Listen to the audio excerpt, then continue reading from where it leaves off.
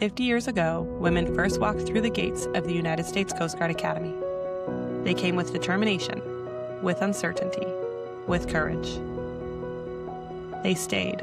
I shouldn't have been there. I shouldn't have made it there. But I did. And I think the bottom line is I was supposed to be there for some reason.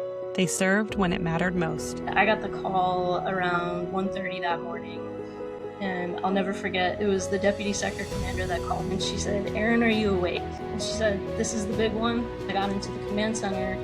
The CDO turned his computer around and said, "Watch this." And it was the surveillance video of the ship hitting and then the bridge collapsing like a bunch of popsicle sticks. And they made sure others would follow.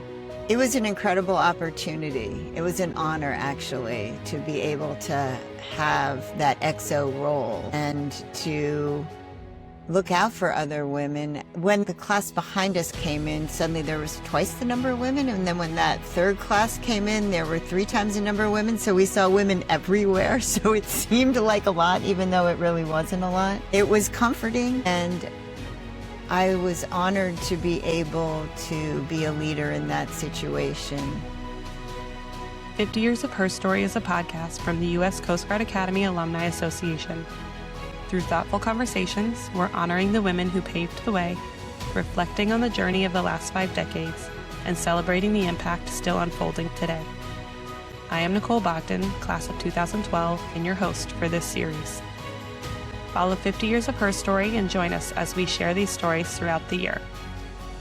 50 years of courage and counting.